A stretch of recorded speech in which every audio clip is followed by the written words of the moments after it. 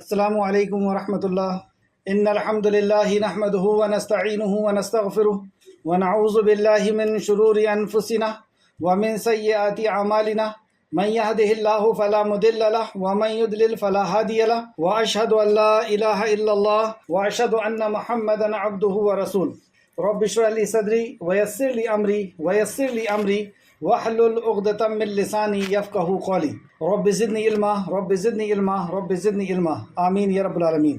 ہر قسم کی تعریف اور شکر اللہ رب العزت کے لیے لائق اور زیبا ہے، جو ساری کائنات کا ایک و تنہا خالق، مالک، مربی اور منتظم ہے۔ درود و سلام ہو انبیاء اکرام پر، خصوصاً نبی مکرم رحمت للعالمین امام الانبیاء محمد الرسول اللہ صلی اللہ علیہ وسلم پر اور آپ کے اصحاب پر۔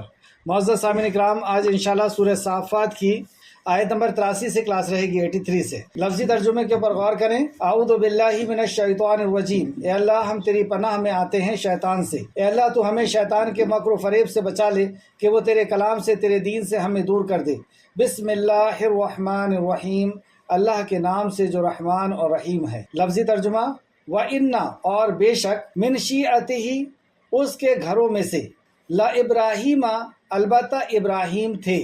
کس کے گھروں میں سے؟ پچھلی کلاس میں ہم نے نوح علیہ السلام کے تعلق سے پڑھا تھا کہ نوح علیہ السلام نے اپنی قوم کو 950 سال ایک اللہ کی دعوت، ایک اللہ کی طرف بلایا، ایک اللہ کی عبادت کی طرف بلایا، لیکن انہوں نے انکار کیا اور تکذیب کی، جھٹلایا اور انبیاء علیہ السلام پر ہر طرح سے تکلیف پہنچائی۔ تو نوح علیہ السلام نے ان کے خلاف اللہ رب العزت سے مدد طلب کی اور اللہ رب العزت نے ساری دنیا کو ڈبا کر کے ختم کر دیا۔ صرف وہ لوگ بچے جو نوح علیہ السلام کے ساتھ ان کی کشتی میں تھے۔ تو ان کی کشتی میں جو لوگ بیٹھے ہوئے تھے، انہی سے سجرہ ملتا ہے سیدنا ابراہیم علیہ السلام کا۔ تو یہاں پہ ابراہیم علیہ السلام کے خاندان کے تعلق سے یوں سمجھیے آپ کہ آپ کے سجرے کے تعلق سے اللہ رب العزت نے ذکر فرمایا کہ انہی میں سے، انہی گھرانے میں سے سیدنا ابراہیم علیہ السلام بھی تھے۔ ثم پھر اغرقنا غرق کیا ہم نے، آخرین دوسروں کو، تو ان کے علاوہ دوسروں کو اللہ رب العزت نے غرق کر دیا۔ وَإِنَّ اور بے شک، من شیعتہ اس کے گھروں میں سے، لَإِبْرَاہِیمَ البتہ ابراہیم تھے۔ اذ جاء جب وہ آئے، ربہ اپنے رب کے پاس، یعنی ابراہیم علیہ السلام کا واقعہ بیان کرنے کے پہلے، آپ کے عمل کو بتانے کے پہلے اللہ رب العزت سیدنا ابراہیم علیہ السلام کی تعریف کرتے ہیں۔ کس انداز میں؟ اذ جب جاء وہ آیا، ربہ اپنے رب کے پاس، یعنی ابراہیم علیہ السلام جب اپنے رب کے پاس پہنچے تو کس طرح پہنچے؟ بے قلب سلیم، ساتھ دل سلامتی والا، یعنی قلب سلیم کے ساتھ، صاف دل کے ساتھ، نیک دل کے ساتھ پہنچے۔ اذ قال جب اس نے کہا، لأبیہ اپنے باپ سے۔ اب ابراہیم علیہ السلام کی دعوت کا یہاں سے ذکر ہو رہا ہے کہ انہوں نے اپنے والد کو توحید کی دعوت دی، یعنی وہ جس گھرانے میں پیدا ہوئے تھے ان کے والد خود پتھر کی اور سورج کی عبادت کیا کرتے تھے۔ اذ قال جب اس نے کہا، لأبیہ اے ابا جان، وقومہ اور اپنی قوم سے، ماذا کس کی، تعبدون تم عبادت کرتے ہو۔ اپنے ابو سے بھی کہا اور قوم کے لوگوں سے بھی کہا کہ تم کس کی عبادت کرتے ہو۔ افقن آلہتا کیا گڑھے ہوئے ہو، مطلب تم نے خود سے بنا لیے ہو، گڑھ لیے ہو، آلہتا معبودوں کو، یعنی خود اپنے طور پر تم نے اپنے معبود بنا لیے، دون اللہ سوائے اللہ کے، تریدون تم چاہتے ہو، فما تو کیا ہے، ظنکم گمان تمہارا، بے رب العالمین رب العالمین کے بارے میں، یعنی اللہ کا حق تم حقیر مخلوق کو دیتے ہو، اللہ رب العزت کو گویا کہ تم کمزور ثابت کرتے ہو، عیب لگاتے ہو۔ تم مر کر کے اللہ کے سامنے جاؤ گے تو تمہارا کیا گمان ہے کہ اللہ تمہیں چھوڑ دے گا؟ فنظرا تو اس نے دیکھا، نظرتن ایک نظر، فی نجومی ستاروں پہ، فقالا تو اس نے کہا، انی بے شک، سقیم میں بیمار ہوں، فتولوا تو لوٹ گئے، انہ اس سے، مدبرین پیٹ پھیر کر، تو چپکے سے گیا، الی آلہتہم طرف ان کے الہوں کے، یعنی ابراہیم علیہ السلام چپکے سے ان کے الہوں کی طرف گئے، اس بت خانے میں گئے۔ فقالا پھر اس نے کہا، یعنی ابراہیم علیہ السلام نے کہا، الا کیا نہیں، تاکلون تم کھاتے، تم کوئی چیز کھاتے کیوں نہیں، ما کیا ہے، لکم تمہیں، لا تنطقون تم تو بولتے کیوں نہیں۔ پھر وہ جا پڑا، علیہم ان پر، غرباً ضرب لگاتے ہوئے، بالیمین دائیں ہاتھ سے، پھر ان کے بتوں کو انہوں نے دائیں ہاتھ سے جو ہے مارنا شروع کیا۔ آئے واقعات کی طرف۔ تفسیر ابن کثیر جلد نمبر 5 صفحہ نمبر 155۔ پچھلی کلاس میں ہم نے سیدنا نوح علیہ السلام کا واقعہ پڑھا تھا کہ نوح علیہ السلام کو اس وقت اللہ رب العزت نے نوح علیہ السلام کو بھیجا جب وہ قوم نیک لوگوں کی عبادت کرنے لگے تھے، یعنی ان کے انتقال کے بعد ان کے جگہ پر پتھر بنا کر کے اور پتھر کی مورتیاں بنا کر کے ان کی عبادت کرنے لگے تھے۔ تو نوح علیہ السلام نے انہیں دعوت دی کہ ہم ایک اللہ کی عبادت کریں، اپنے ہاتھ سے کسی چیز کو بنا کر کے اس کی عبادت نہ کریں۔ 950 سال نوح علیہ السلام نے اپنی قوم کو دعوت دی، لیکن انہوں نے انکار کیا اور نوح علیہ السلام اور ان کے ساتھیوں کو تکلیف پہنچانے کی کوشش کی۔ نوح علیہ السلام نے اللہ رب العزت سے مدد مانگی کہ اللہ تو ان کے مقابلے میں ہماری مدد فرما، اور اللہ رب العزت نے آپ کی مدد کی اور ساری قوم کو ڈبا کر کے اللہ رب العزت نے ختم کر دیا۔ یہ آپ ہسٹری میں بھی دیکھ سکتے ہیں کہ ایک وقت ایسا آیا تھا کہ پورا ارتھ پانی میں ڈوب گیا تھا۔ پھر انسان کیسے بچے اور جانور کیسے بچے، یہ ایک سوال اٹھتا ہے۔ سائنس ہمارا یہ بتا تو دیتا ہے کہ ایک وقت ایسا تھا کہ سارا ارتھ پانی میں ڈوبا تھا، اس قدر بارش ہوئی تھی، لیکن پھر انسان کیسے بچ گئے جب سب کچھ ڈوبا ہوا تھا؟ تو وہ ہمیں اللہ رب العزت اپنے کلام کے ذریعے سے بتاتا ہے کہ اللہ رب العزت نے نوح علیہ السلام کو حکم دیا تھا کہ وہ ایک کشتی بنائیں، اور یہ دنیا کا پہلا بوٹ، پہلا ناؤ تھی جو نوح علیہ السلام کے ہاتھوں بنائی گئی تھی، اور کافی بڑی ناؤ تھی۔ اس کا واقعہ ہم پہلے پڑھ چکے ہیں۔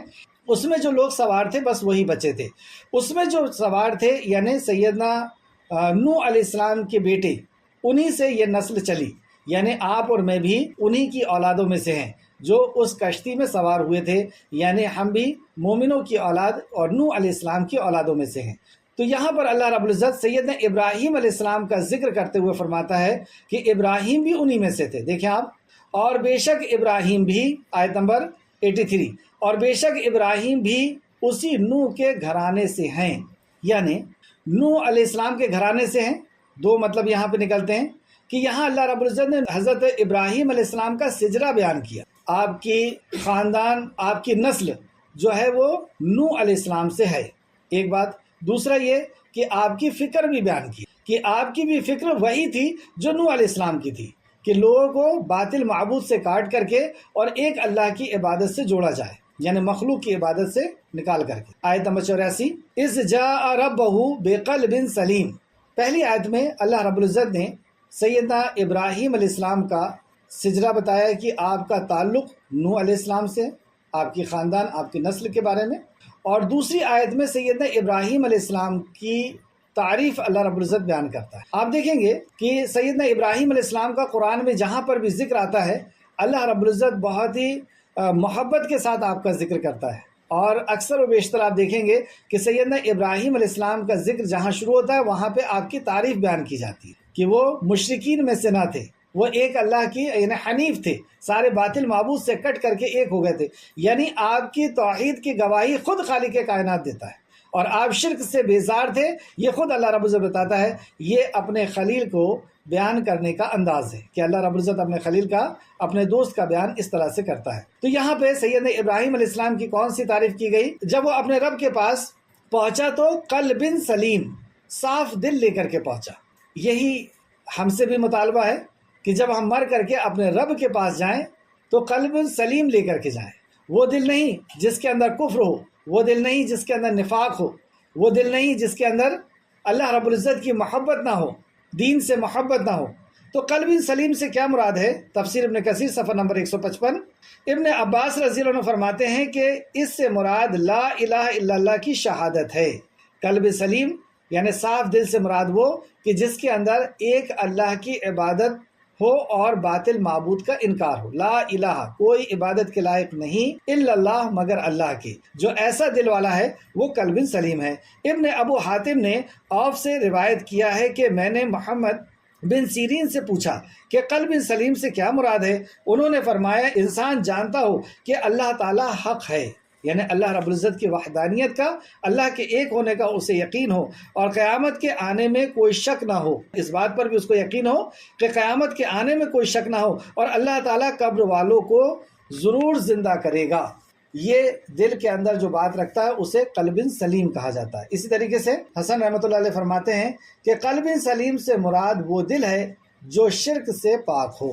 تو اللہ رب العزت نے ایسے دل کی تعریف کی کہ میرا ابراہیم ہمارے پاس جب آیا تو قلب سلیم لے کر کے آیا، صاف دل لے کر کے آیا، کہ اللہ سے زیادہ محبت اس کے دل میں کسی کی نہیں تھی، اللہ سے زیادہ ڈر کسی اور کا نہیں تھا، اور نسبت نعمت، جو بھی نعمت اسے اللہ رب العزت نے عطا کی تھی اس کی نعمت وہ اللہ رب العزت کی طرف کرتا تھا، یعنی توحید کے تمام تقاضوں کو پورا کرنے والا دل لے کے آئے تھے۔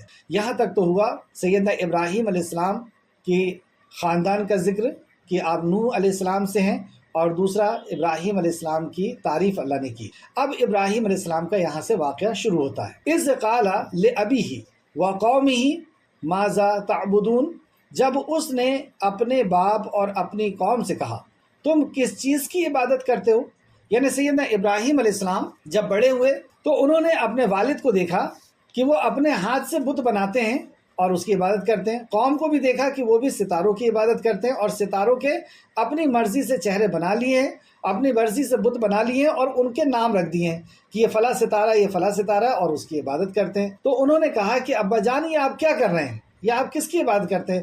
دیکھیے یہ سنتے نہیں ہیں، دیکھیے یہ بولتے نہیں ہیں، دیکھیے یہ کچھ نہیں کرتے، یہ پکڑتے نہیں ہیں، اپنی حفاظت نہیں کر سکتے، آپ ان کی عبادت کیوں کرتے؟ تو ان کے والد بہت زیادہ ناراض ہوئے اور کہا کہ میں تجھے گھر سے نکال دوں گا، سنسار کر دوں گا۔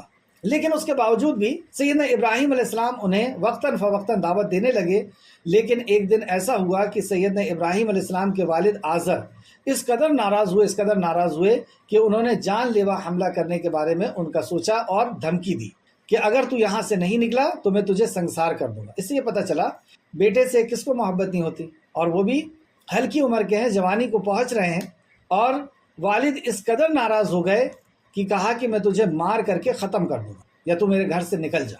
اس وقت میں، اس عمر میں لڑکے کو ماں باپ کی کتنی ضرورت ہوتی ہے، کیا گھر سے باہر نکل کر کے وہ کیا کماتے، کہاں کھاتے، کہاں رہتے؟ لیکن سیدنا ابراہیم علیہ السلام نے کوئی کمپرومائز نہیں کی کہ ہاں میں اپنی جگہ میں صحیح ہوں، تو میرے رب کا حق ان بے جان پتھروں کو تم دے رہے ہو، ایسا نہیں ہوگا۔ اور والد نے جب گھر سے نکلنے کا کہہ دیا تو یہ نہیں کہا انہوں نے کہ میں ٹھیک ہے میں بھی عبادت کرنا شروع کر دیتا ہوں، یا میں آپ کے معبود کو کچھ نہیں کہوں گا، ایسا کچھ نہیں کہا ابراہیم علیہ السلام نے، بلکہ اپنے گھر سے نکل گئے۔ اور جب نکلنے لگے اپنے والد سے کہتے ہیں کہ اے ابا جان میں آپ کے لیے اللہ سے دعا کرتا رہوں گا۔ آپ کی بات سے ہی سمجھ میں آ رہا ہے کہ آپ اپنے والد سے محبت کرتے تھے، لیکن اللہ رب العزت کی محبت ہر محبت پر غالب تھی کہ اللہ کے ساتھ کسی اور کو میں شریک نہیں کر سکتا، میں آپ کے لیے اللہ سے دعا کرتا رہوں گا۔ جب وہاں سے نکل گئے تو قوم میں جا کر کے دعوت دی۔ یہاں پہ میں آپ کو اسٹیپ بتانا چاہ رہا ہوں کیونکہ یہ آج کی کلاس میں یہ آنے والا ہے کہ ابراہیم علیہ السلام نے بتوں کو توڑ دیا، تو ڈائریکٹ نہیں توڑا، پہلے اس کے پہلے کس طریقے سے آپ نے دعوت دی تھی اس کو ہم سمجھے، پھر وہاں تک ہم پہنچیں گے کہ کیوں توڑا تھا، اس کے پیچھے کیا راز تھا۔ تو سب سے پہلے تو انہوں نے سیدھے سیدھے سمجھانے کی کوشش کری کہ دیکھیے آپ ان کو اپنے ہاتھ سے بناتے ہیں، خود گڑھ لیے آپ نے، آپ کے باپ داداؤں نے ان کے نام رکھ لیے ہیں، کہیں کوئی کتاب نازل نہیں ہوئی، آسمان سے کوئی وحی نہیں آئی کہ یہ بھی آپ کی ضرورت پوری کر سکتے ہیں، مصیبت دور کر سکتے ہیں۔ باپ نہیں مانے اور گھر سے نکال دیے۔ آپ نے کوئی سمجھوتا نہیں کیا شرک کے ساتھ کہ ٹھیک ہے میں آپ کو توحید کے خلاف نہیں بولوں گا، اور یہ بھی نہیں کہا کہ میں ٹھیک ہے میں بھی شرک کرنے لگتا ہوں، دونوں چیز نہیں، بلکہ گھر سے نکل گئے، یعنی اللہ کی محبت کو غالب رکھا ماں باپ کی محبت کے اوپر۔ جب گھر سے نکل گئے تو قوم میں بھی جا کر کے خاموش نہیں رہے، قوم کو بھی دعوت دی، اور قوم کے لوگ نے بھی جب انکار کیا تو کائنات پر غور و فکر کر کے دعوت دی۔ کیسے کائنات پر غور و فکر کر کے دعوت دی؟ کہ انہوں نے دیکھا کہ یہ لوگ سورج کی اور چاند کی عبادت کرتے ہیں، ستاروں کی عبادت کرتے ہیں، تو ستارے کو دیکھ کر کے کہا کہ دیکھو یہ ستارہ رب ہے۔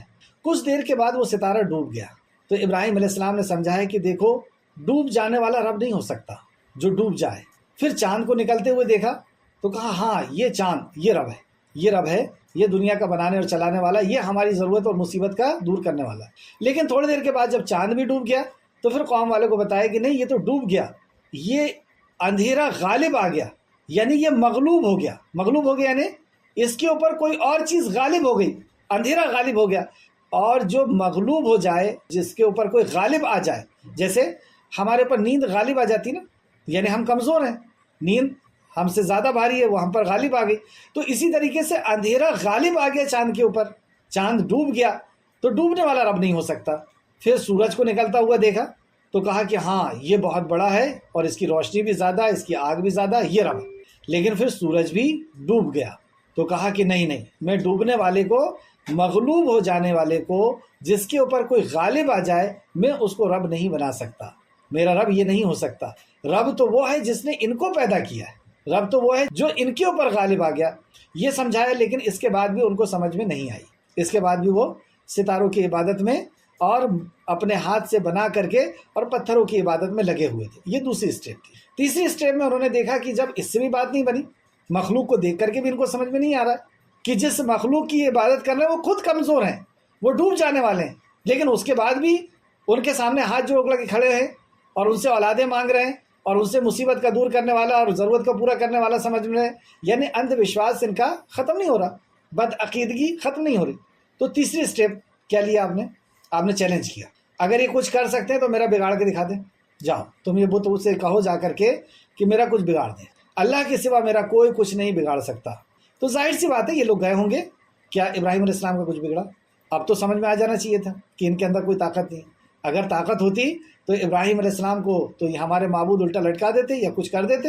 اس میں بھی بات سمجھ میں نہیں آئی، تو اب چوتھی اسٹیپ میں آپ آئے، اور چوتھی اسٹیپ کیا تھی وہ آج ہم سمجھیں گے۔ جب اس نے اپنے باپ اور اپنی قوم سے کہا، آیت نمبر 85، جب اس نے اپنی باپ اور اپنی قوم سے کہا تم کیسی چیز کی عبادت کرتے ہو، یعنی تم مخلوق کی عبادت کرتے ہو، مخلوق یعنی بنی ہوئی چیز کے، کریشن کی عبادت کرتے ہو، کریٹر کو چھوڑ کر کریشن کی عبادت کرتے ہو، بنی ہوئی چیز کی عبادت کرتے ہو، تم بنانے والے کو چھوڑ کر کے، تم بنانے والے کی عبادت نہیں کرتے، تم خالق کی عبادت نہیں کرتے، تم مخلوق کی عبادت کرتے ہو۔ آیت نمبر 86، کیا تم اللہ کو چھوڑ کر جھوٹے گڑے ہوئے معبودوں کو چاہتے ہو؟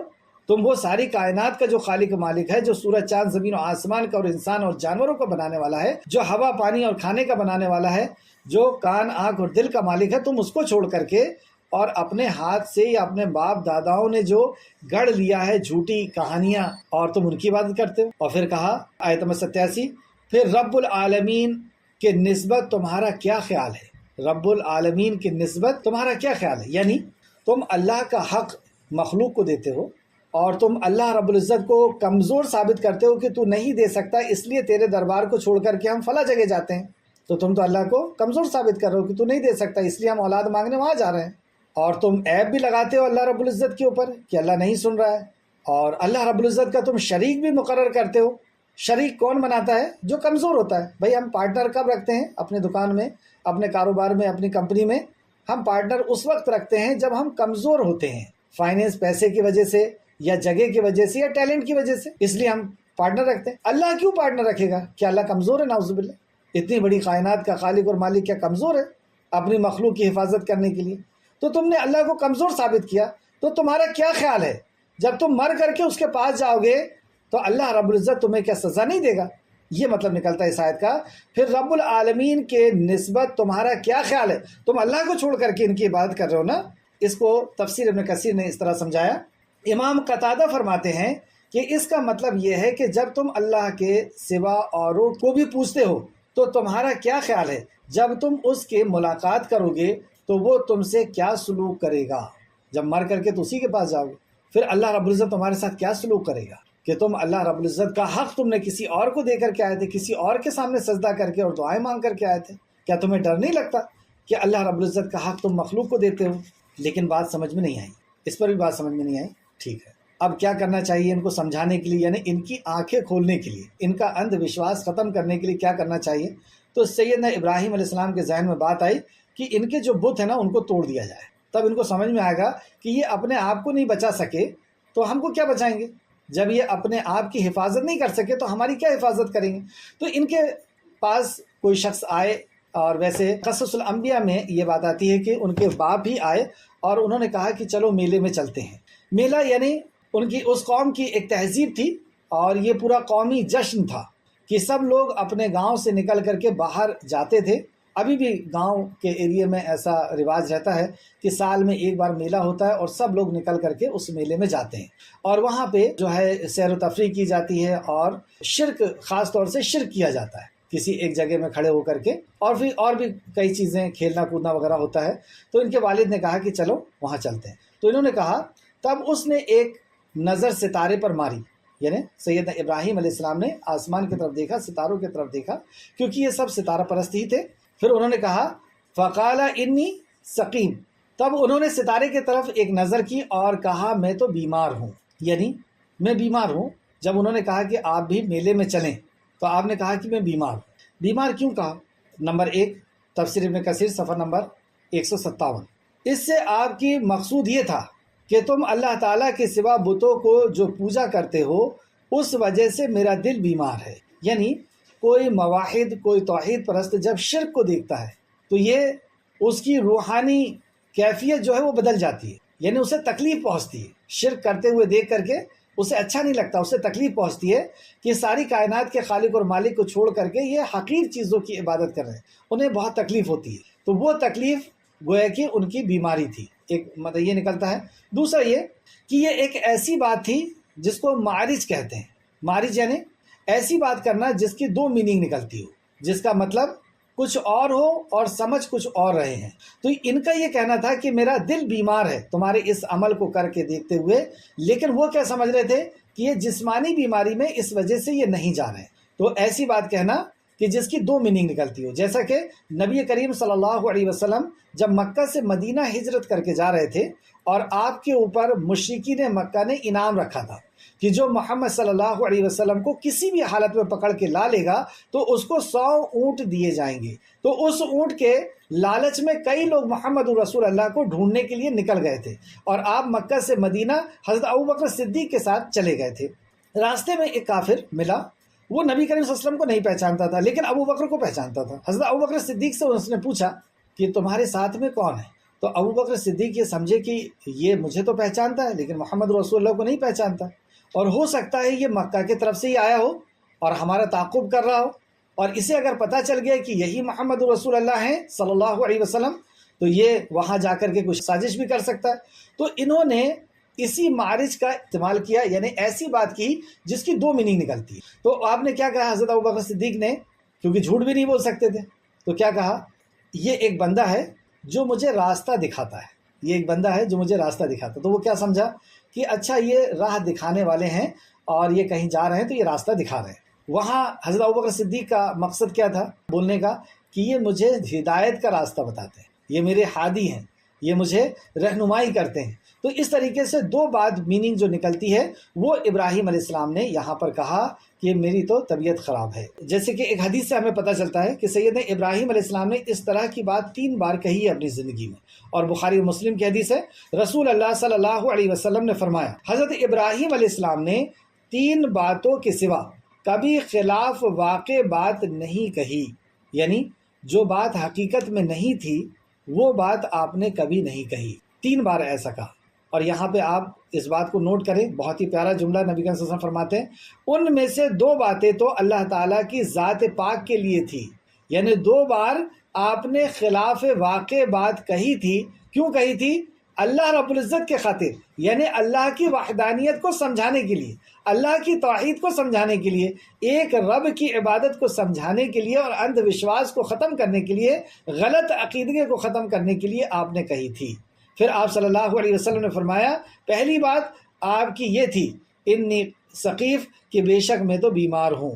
یہ آپ نے خلاف واقع بات کہی تھی، واقعتاً آپ بیمار نہیں تھے لیکن خلاف واقع بات کہی تھی۔ اور دوسرا سورہ انبیاء آیت نمبر 63، سورہ انبیاء آیت نمبر 63، بلکہ یہ ان کے اس بڑے نے توڑا ہے، یعنی بتوں کو خود توڑ دیے تھے، اور جب قوم نے آ کر کے پوچھا کہ کس نے توڑا ہے تو کہا یہ بڑے والے نے توڑا ہے، اسی کے ہاتھ میں کلہاڑی رکھی ہوئی ہے۔ تو یہ بھی خلاف واقع بات تھی، جبکہ توڑے خود تھے اور بول اس کے رہے تھے۔ تو یہ دونوں بات کیوں کہے تھے؟ اللہ رب العزت کی وحدانیت کو سمجھانے کے لیے۔ کیسے؟ وہ ہم آگے پڑھیں گے۔ اور تیسری بات یہ تھی کہ انہوں نے حضرت سارہ علیہ السلام کے بارے میں کہا تھا کہ یہ میری بہن ہیں، یعنی وہ قوم کا جو سردار تھا وہ آپ کے اوپر غلط نظر رکھ رہا تھا، تو آپ کی عزت اور جان کو بچانے کے لیے آپ نے ایسا کہا تھا کہ یہ تو میری بہن ہے، جبکہ وہ بیوی تھیں۔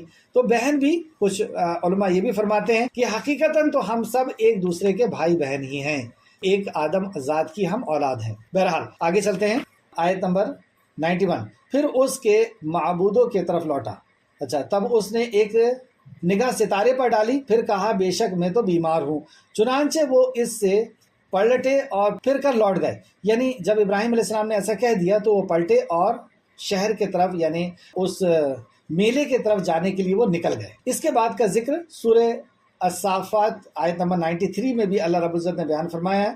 پھر وہ اس کے معبودوں کے طرف متوجہ ہوا اور کہا کہ تم کھاتے کیوں نہیں؟ جب یہ لوگ چلے گئے تو ابراہیم علیہ السلام نے دیکھا کہ پورا گاؤں جو ہے وہ خالی ہو گیا ہے، تو چھپتے چھپاتے یہ اس بت خانے میں پہنچے۔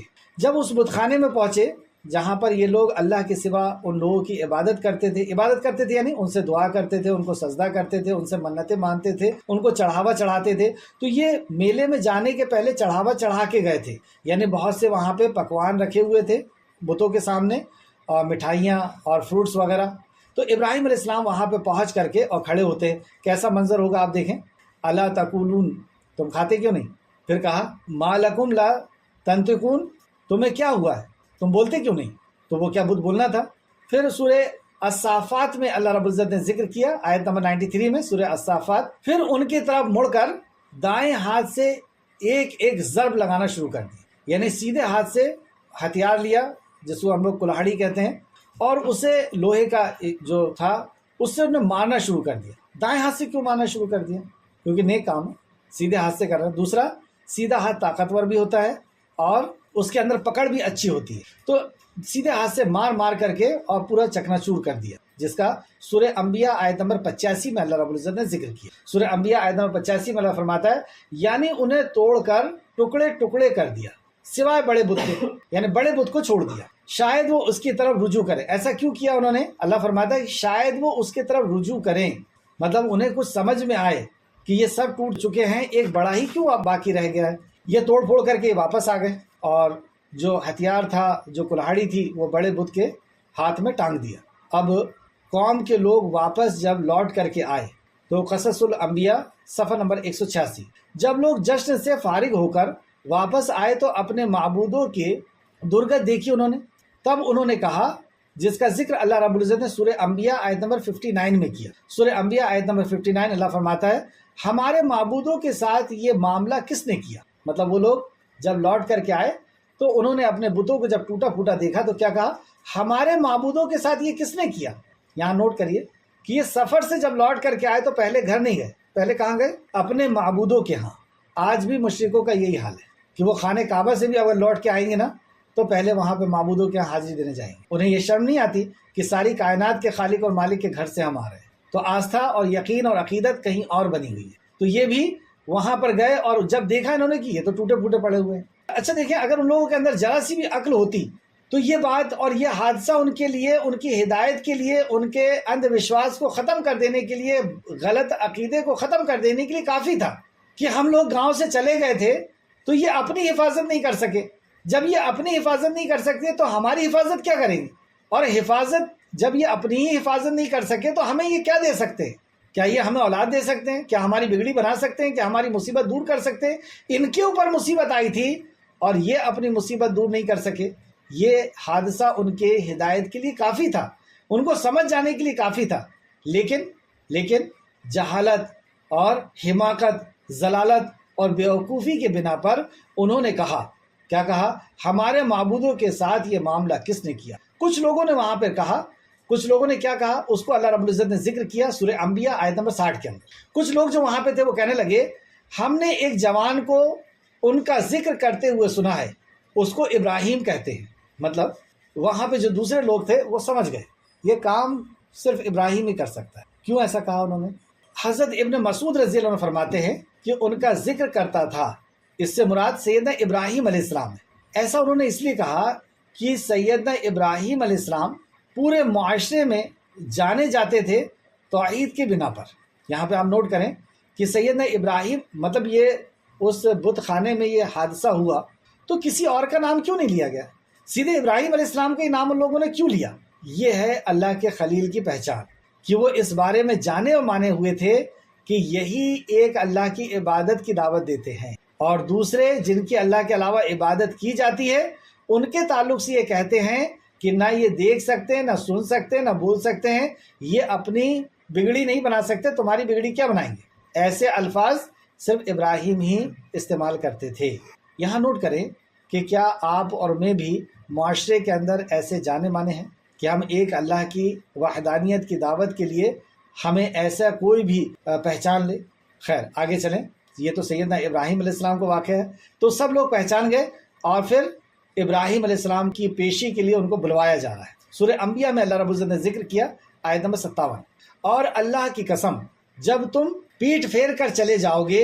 اچھا، ابراہیم علیہ السلام نے چیلنج بھی کیا تھا جب یہ لوگ میلے میں جا رہے تھے نا، تو اس وقت چیلنج بھی کیا تھا۔ یعنی ایک طرف تو یہ کہا کہ میں نہیں جاؤں گا، میری طبیعت خراب ہے، اور دوسری طرف یہ بھی کہا فوراً کہ جس کو سورہ انبیاء آیت نمبر 57 میں اللہ رب العزت نے ذکر کیا، اور اللہ کی قسم جب تم پیٹ پھیر کر چلے جاؤ گے تو میں تمہارے بتوں کے ساتھ ایک چال چلوں گا، مطلب تم جاؤ ادھر اور میں تمہارے معبودوں کو دیکھتا ہوں۔ اس طریقے کا آپ نے چیلنج ان کو کیا تھا یا دھمکی دی تھی۔ سورہ انبیاء آیت نمبر 61، وہ بولے کہ اسے لوگوں کے سامنے لاؤ تاکہ وہ گواہ رہیں۔ یعنی ان لوگوں نے پھر بتایا بھی کہ اس نے ایسی بھی بات کہی تھی کہ تم لوگ جاؤ اور میں تمہارے معبودوں کے ساتھ چال چلوں گا۔ تو وہاں کے جو بادشاہ تھے یا سردار لوگ تھے، ان لوگوں نے کہا کہ ابراہیم کو طلب کرو تاکہ لوگوں کے سامنے یہ بات ثابت ہو جائے کہ ابراہیم نے ہی اتنا بڑی حرکت کی ہے، اور ہم سب کے سامنے اس کو سزا دیں گے اور دنیا دیکھے گی کہ ہم اس کو کیسی سزا دیتے۔ جبکہ ابراہیم علیہ السلام یہی چاہتے تھے کہ ساری دنیا کے سامنے یہ بات آ جائے کہ میں نے ایسا کیا ہوں اور یہ کچھ نہیں کر سکے اپنا، یہ مجھے کوئی نقصان نہیں پہنچا سکے اور اپنے آپ کو بچا نہیں سکے۔ یعنی ساری قوم کے سامنے ایک ساتھ توحید کی دعوت چلی جائے۔ سیدنا ابراہیم یہی چاہتے تھے، جیسے کہ سیدنا موسیٰ علیہ السلام چاہتے تھے، اور فرعون کو کیا کہا تھا کہ ہاں اس دن تم میلہ اکٹھا کرو، جس دن میلے کا دن ہو، میلے کے دن تم سب لوگوں کو اکٹھا کرو، یعنی عید کے دن، جس کا سورہ طٰہٰ آیت نمبر 59 میں اللہ رب العزت نے ذکر کیا۔ کیا حکمت پتہ چلی کہ ہم توحید کی دعوت ایسے موقع پر دیں کہ جب زیادہ سے زیادہ لوگ، تاکہ زیادہ سے زیادہ لوگ توحید کو سمجھ سکیں۔ توحید یعنی ایک رب کی عبادت کو سمجھ سکے، یہی کلمہ توحید جو ہم پڑھ کر کے اسلام میں آتے ہیں۔ بہرحال جب قوم نے ابراہیم علیہ السلام کو اپنے سامنے بلایا اور بات پوچھ شروع کی، یہ کس نے کیا ہے؟ ابراہیم علیہ السلام نے جواب دیا، جس کو اللہ رب العزت نے ذکر کیا سورہ انبیاء آیت نمبر 62 اور 63 کا۔ وہ کہتے ہیں، اے ابراہیم، ہمارے معبودوں کے ساتھ یہ کام بھلا تم نے کیا ہے؟ ہمارے معبودوں کے کیا تم نے توڑا ہے؟ ابراہیم علیہ السلام نے کہا، نہیں، بلکہ یہ ان کے اس بڑے بت نے کیا ہوگا۔ اگر یہ بولتے ہیں تو ان سے پوچھ لو، میرے سے پوچھنے کی کیا ضرورت ہے؟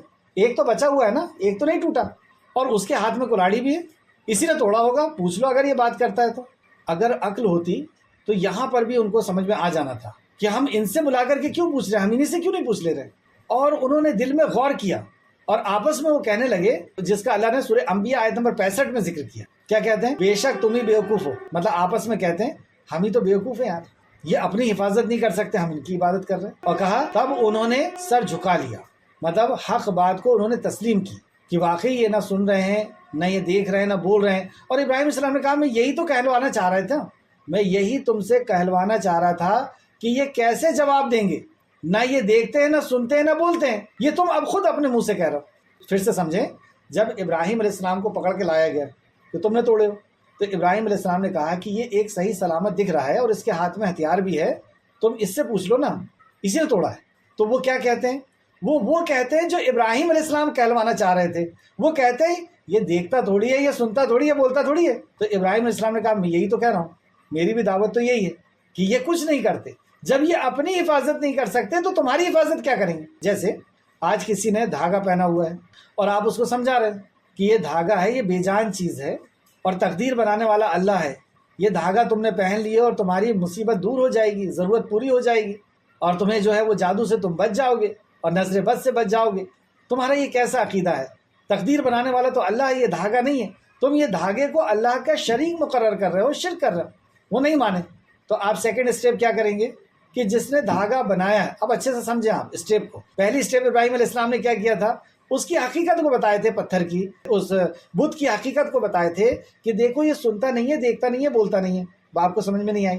دوسرا، پھر مخلوق کو دکھا کر کے خالق کا یقین دلائے کہ وہ رب جو سورج چاند کو روٹ دیتا ہے، جو گیلیکسیوں کو چلاتا ہے، جو پورے اسپیس کو جس نے تھامے ہوئے، جو 24,000 کلومیٹر فی گھنٹے کی رفتار سے چلنے والے ارتھ کو جو تھامے ہوئے، جو یہ پورے نظام کو چلانے والا ہے، کیا وہ اس بے جان چیز کی طرح ہو سکتا ہے؟ کیا وہ کوئی انسان ہو سکتا ہے؟ کوئی وہ جنات اور پتھر ہو سکتا ہے؟ یہ چیز سمجھ میں نہیں آئی۔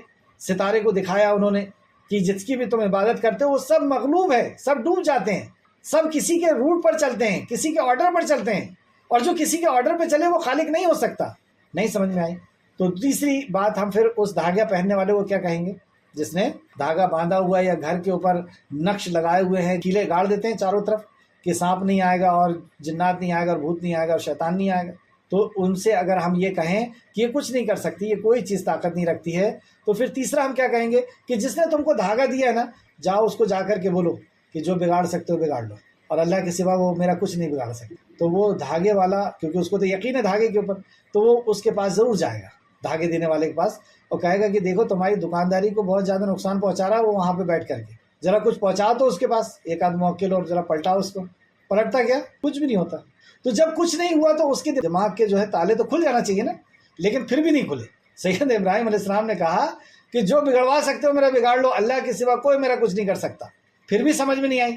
تو اب چوتھی اسٹیپ کیا کریں گے، آپ اس کو بلائیں گے اور کینچی لے کر کے اس کے دھاگے کو کاٹ دیں۔ جب دھاگا کٹا تو کیا ہوا، وہ زمین پہ گر گیا، تو آپ کہیں گے دیکھو یہ اپنے آپ کو نہیں بچا سکا، یہ دھاگا اپنے آپ کو نہیں بچا سکا، آپ کو کیا بچائے گا، یہ خود کٹنے سے اپنے آپ کو نہیں بچا سکا، آپ کو کٹنے سے یا آپ کو نظر بد سے یا آپ کو جادو سے یا آپ کی مصیبت سے یہ کیا بچائے گا۔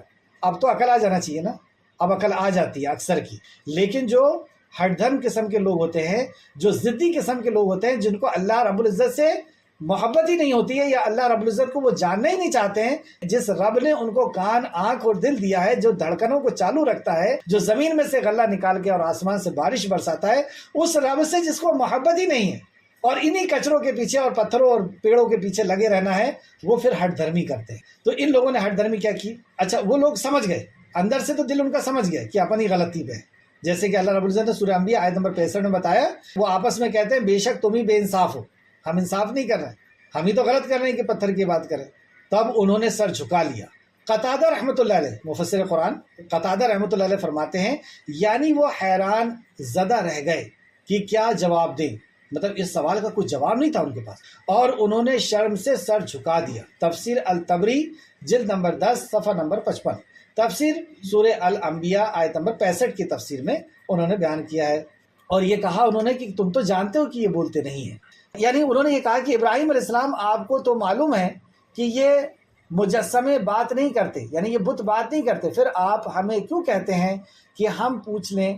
تب حضرت ابراہیم علیہ السلام نے فرمایا، تب ابراہیم علیہ السلام نے کیا فرمایا، سورہ انبیاء میں اللہ رب العزت نے اس کا ذکر کیا، سورہ انبیاء آیت نمبر 66 اور 67، 66 اور 67، پھر تم اللہ کو چھوڑ کر ایسی چیزوں کو کیوں پوچھتے ہو جو تمہیں نہ کچھ فائدہ دے سکے اور نہ نقصان پہنچا سکے، تجھ ہے تم پر، یعنی افسوس ہے تم پر، جن کو تم اللہ کے سوا پوچھتے ہو ان پر بھی، مطلب تم پر بھی افسوس ہے، اور تم اللہ کے سوا جن کو تم پوچھتے ہو ان پر بھی افسوس ہے، کیا تم عقل سے کام نہیں لیتے، تجھ ہو تم سب، کیا تم عقل سے کام نہیں لیتے۔ آیت نمبر 94 دیکھیں، پھر وہ لوگ دوڑتے ہوئے اس کے طرف آئے، یعنی سیدنا ابراہیم علیہ السلام کی طرف، اور اس نے کہا کیا تم ان کی عبادت کرتے ہو جنہیں تم خود تراشتے ہو۔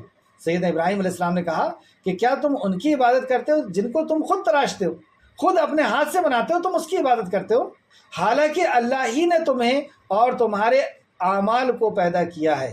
اللہ کو چھوڑ دیتے ہو، جس اللہ نے تم کو پیدا کیا تم اس کو چھوڑ کر کے اور اپنی بنائی ہوئی چیز کی بات کرتے ہو، یعنی اپنے سے حقیر چیز کی بات کرتے ہو۔ تم تو بول رہے ہو، وہ بول نہیں رہے، یعنی تم سے حقیر نہیں ہے، تم سے کمزور نہیں ہے، تم اپنے سے کمزور کی بات کرتے ہو، تم سنتے ہو وہ سن نہیں رہا، تم دیکھتے ہو وہ دیکھ نہیں رہا، اور تم اپنے سے کمزور کی بات کرتے ہو اور اس اللہ کو چھوڑ دیتے ہو جس نے پیدا کیا۔ آیت نمبر 97، اور کہنے لگے اس کے لیے ایک مکان بناؤ۔ اچھا پھر اس کے بعد کیا کہتے ہیں، اپنے معبودوں کو اگر بچانا ہے نا تو ابراہیم کو ختم کرنا پڑے گا، مطلب اپنے مذہب کو اگر بچانا ہے تو ان کو ختم کرنا پڑے گا۔ کتنی عقل ماری گئی ہے کہ معبود کو بچانے کی ضرورت پڑ رہی ہے، تو ہمارے معبود کیسے بچ سکتے ہیں، ابراہیم کو ختم کرنا ضروری ہو گیا ہے، جبکہ معبود تو بچانے والا ہوتا ہے، معبود کو بچایا جا رہا ہے۔ اتنی عقل پہ ان کے پتھر پڑے ہوئے ہیں۔ آیت نمبر سورہ صافات آیت نمبر 94 سے آپ نے دیکھا تو یہ کہتے ہیں کہ اپنے معبود کو بچانے کے لیے کچھ کرنا ہوگا، تو پھر بڑے سردار نے یہ طے کیا کہ ایک میدان میں ایندھن اکٹھا کرو، اور ایندھن اکٹھا کر کے پھر اس میں آگ جلا دو اور ابراہیم کو اس کے اندر ڈال دو، اس سے ہمارا مذہب بچ جائے گا اور ہمارے معبود بھی بچ جائیں گے، ورنہ اگر ان کی دعوت چلتے رہی تو لوگ ان کے طرف آتے جائیں گے، اور جب ان کے طرف آتے جائیں گے تو ہمارا دھرم جو ہے وہ خطرے میں پڑ جائے گا۔ تو دھرم کو بچانے کے لیے کیا کرنا پڑے گا ان کو، اس طریقے سے۔ تو وہ کہنے لگے اس کے لیے ایک مکان بناؤ اور اس میں آگ جلاؤ. مطلب ایک بہت بڑا سا میدان انہوں نے خالی کیا اور اس میں جو ہے ایسا اس کو بنایا گیا کہ وہاں پہ لکڑی اکٹھا ہو سکے، اور منو لکڑیاں اکٹھا کی گئیں. اور اس طریقے سے بھی لکڑیاں اکٹھا کی گئی کہ عورتیں یہ نظر مانتی تھی کہ ہماری بیماری دور ہو جائے گی تو ابراہیم کو جلانے کے لیے اتنے من لکڑی دیں گے.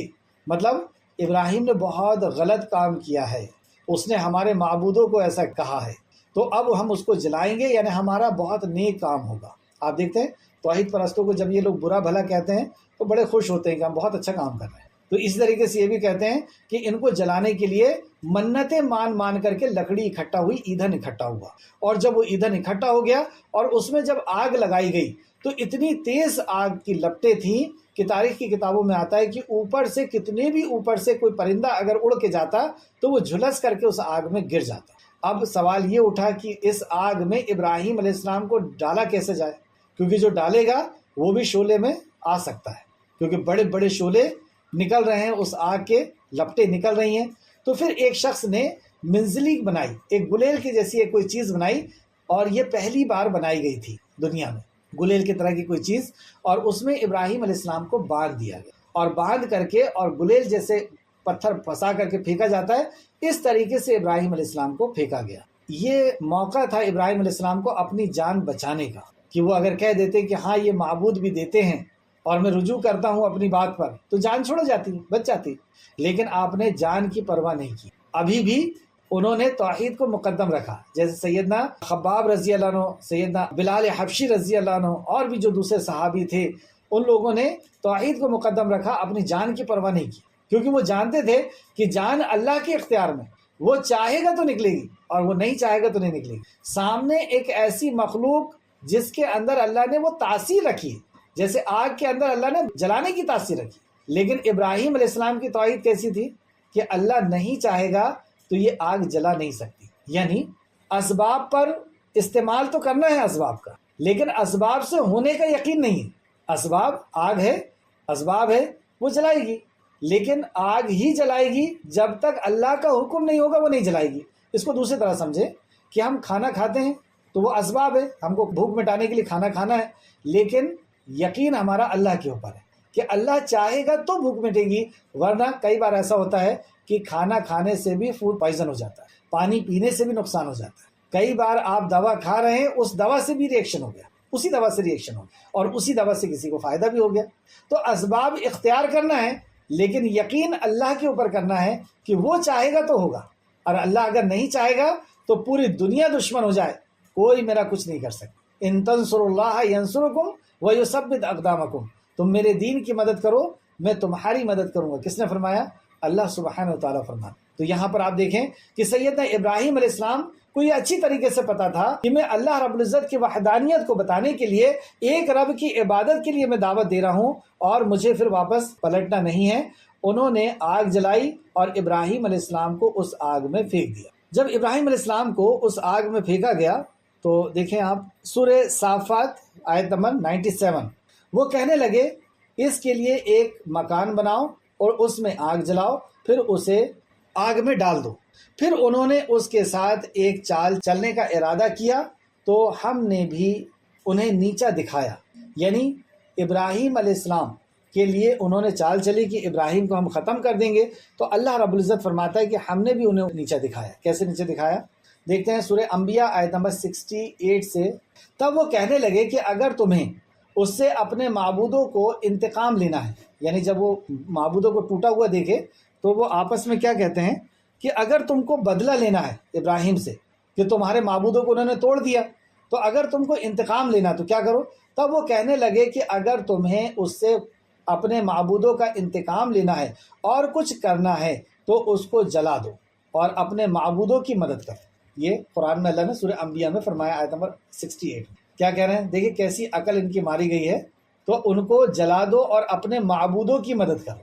مطلب یہ خود سمجھ رہے ہیں کہ معبود ہماری مدد کا محتاج ہے، جس کی عبادت کر رہے ہیں وہ خود ہماری مدد کا محتاج ہے، لیکن اس کے باوجود بھی اسی سے مانگ رہے ہیں، اسی کو مصیبت کا دور کرنے والا اور ضرورت کا پورا کرنے والا سمجھ رہے ہیں. اور دوسری طرف یہ بھی کہہ رہے ہیں کہ وہ ہماری مدد کا محتاج ہے، آج ابراہیم کو جلانا پڑے گا ورنہ ہمارے معبود کو پوچھنے والا اور ان کو پوجنے والا اور ان سے دعا کرنے والا کوئی بچے گا نہیں، تو ہمارے معبودوں کی مدد کرنا ہے ہم کو۔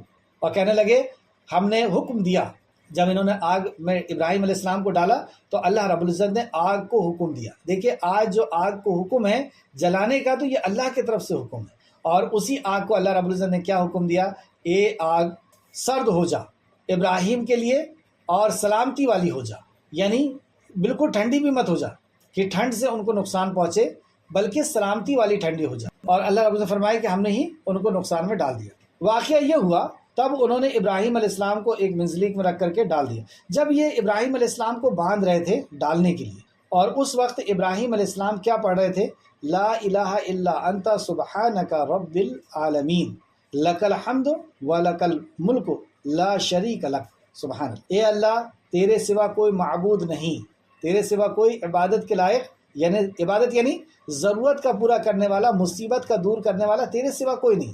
جبکہ سامنے آگ جل رہی ہے اور خود منجلک میں باندھے جا رہے ہیں، لیکن اللہ رب العزت کی ذات پر یقین کیسا ہے کہ کہہ رہے ہیں کہ اے اللہ تیرے سوا کوئی معبود نہیں، کوئی عبادت کے لائق نہیں ہے، کوئی آستھا کے لائق اور کوئی پوجا کے لائق، اور کوئی بھی ضرورت کا پورا کرنے اور مصیبت کا دور کرنے والا نہیں ہے۔ لا الہ الا انت سبحانک رب العالمین، سبحانک تو پاک ہے، جو یہ عیب لگاتے ہیں تو سارے عیبوں سے پاک ہے، تو جہانوں کا مالک ہے، تیری ہی تعریف ہے اور تیری ہی بادشاہی ہے، اور تیرا کوئی شریک نہیں، کوئی تیرا شریک نہیں۔ جب حضرت ابراہیم علیہ السلام کو ہاتھ پاؤں باندھ کر منجلک میں رکھا گیا اور منجلک ذریعے سے آگ میں پھینکا گیا، تو آپ نے فرمایا حسبنا اللہ و نعم الوکیل، ہمیں اللہ ہی کافی ہے اور وہ اچھا کارساز ہے۔ جب ابراہیم علیہ السلام کو آگ کی طرف پھینکا جا رہا ہے، کیا کہنا ہے، میرے لیے اللہ ہی کافی ہے اور وہ بہتر کارساز ہے۔ صحیح بخاری میں حضرت عبداللہ بن عباس رضی اللہ عنہ سے روایت ہے، انہوں نے فرمایا کہ حسبنا اللہ و نعم الوکیل، یہ بات ابراہیم علیہ السلام نے اس وقت فرمائی جب انہیں آگ میں پھینکا گیا، اور حضرت محمد رسول اللہ نے اس وقت فرمائی جب آپ کو بتایا گیا کہ کفار آپ کا پیچھا کر رہے ہیں۔ تو اس وقت بھی نبی کریم صلی اللہ علیہ وسلم نے، یعنی جب مدینہ میں آپ اپنے ایک فوج مطلب جنگ سے لوٹے اور صحابہ پورے زخمی تھے، اور اسی وقت پیچھے سے آواز آئی کہ لوگوں نے آپ کو گھیر لیا ہے اور تم اس سے ڈرو، تب نبی کریم صلی اللہ علیہ وسلم نے بھی یہی کلمات پڑھوائے تھے، حسبنا اللہ و نعم الوکیل، کہ میرے لیے میرا رب ہی کافی ہے۔ بخاری شریف حدیث نمبر 4563۔ اور سورہ آل عمران کی تفسیر میں امام بخاری نے اس حدیث کو لے کر کے آئے، سورہ آل عمران آیت نمبر 173-174۔ کچھ علماء نے ذکر کیا ہے کہ جب ابراہیم علیہ السلام ہوا ہی میں تھے، یعنی پھینکے جا رہے تھے اور ہوا ہی میں ہی تھے، تو جبرائیل علیہ السلام حاضر ہوئے اور فرمایا ابراہیم آپ کی کوئی حاجت ہے، مطلب آپ کو جب پھینکا جا رہا تھا، سیدنا جبرائیل علیہ السلام کہتے ہیں کہ آپ کی کوئی حاجت ہے؟ انہوں نے کہا آپ سے تو کوئی کام نہیں۔ ابراہیم علیہ السلام نے کیا کہا، آپ سے تو کوئی کام نہیں، تو کس سے ہے، اللہ رب العزت سے بات ہو گئی ہے، حسبنا اللہ و نعم الوکیل۔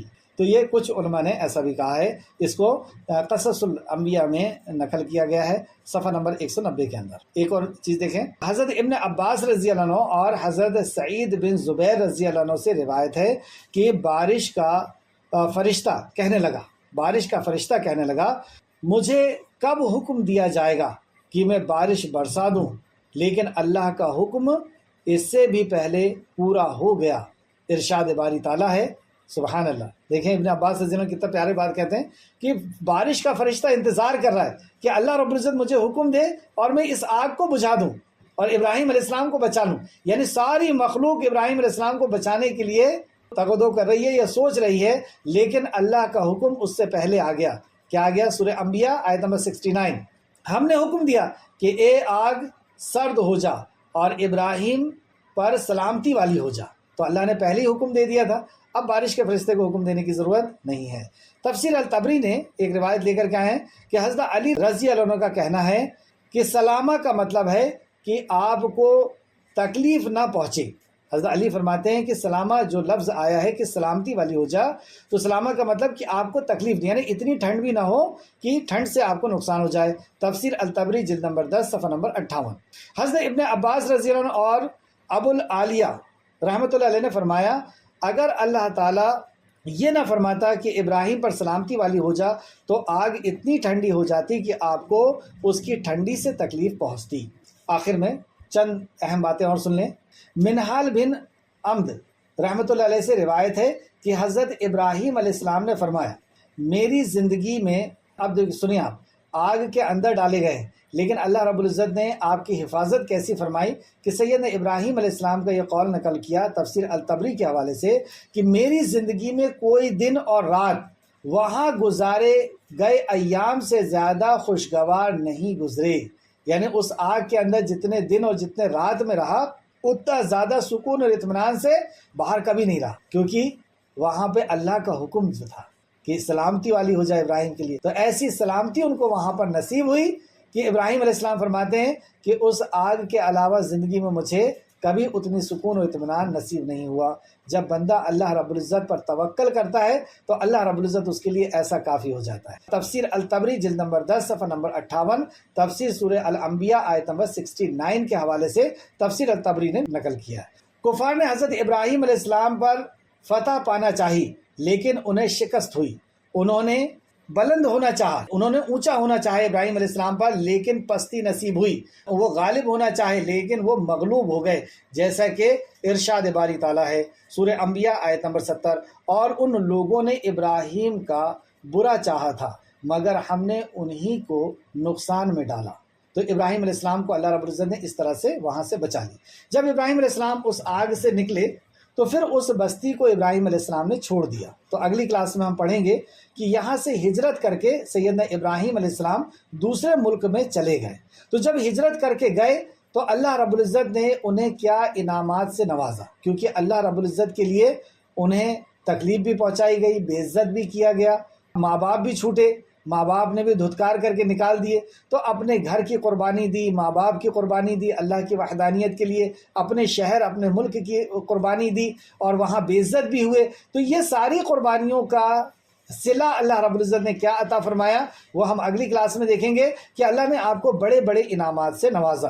یہ آگ کے تعلق سے چلیے ایک حدیث دیکھ لیں۔ حضرت ام شریق رضی اللہ عنہ سے روایت ہے کہ رسول اللہ صلی اللہ علیہ وسلم نے چھپکلی کو قتل کرنے کا حکم دیا اور فرمایا وہ ابراہیم علیہ السلام کی آگ میں پھونکے مارتی تھی۔ صحیح بخاری حدیث نمبر 3359 3359 اور صحیح مسلم حدیث نمبر 2237۔ تو چھپکلی کو مارنے کا حکم دیا۔ چھپکلی کے تعلق سے ایک اور حدیث دیکھتے ہیں۔ ام المومنین سید عائشہ رضی اللہ عنہ سے روایت ہے رسول اللہ صلی اللہ علیہ وسلم نے فرمایا چھپکلی کو قتل کر دیا کرو، وہ ابراہیم علیہ السلام کی آگ میں اسے تیز کرنے کے لیے پھونکے مارتی تھی، چنانچہ حضرت عائشہ رضی اللہ عنہ انہیں مار دیا کرتی تھیں، حضرت عائشہ انہیں مار دیا کرتی تھیں۔ مسند احمد جلد نمبر 6 صفحہ نمبر 200۔ ابراہیم علیہ السلام کی آگ کو بجھانے کے لیے دوسری مخلوق جو تھی وہ کوشش کر رہی تھی، اس کا بھی یہاں پر ذکر ہے، آپ دیکھ سکتے ہیں صفحہ نمبر 192 قصص الانبیاء۔ آخر میں اللہ رب العزت سے دعا ہے کہ خالق کے مالک جو کچھ بھی ہم نے پڑھا اس پہ ہمیں مزید غور و فکر کرنے کی تو توفیق عطا فرما، جب تک ہمیں زندہ رکھ، ایمان اخلاص اور عمل صالح کے ساتھ زندہ رکھ، ہمارا خاتمہ بالخیر فرما اور نیکوکاروں کے ساتھ ہمارا شمار فرما دے، آمین یا رب العالمین۔ السلام علیکم ورحمۃ اللہ وبرکاتہ۔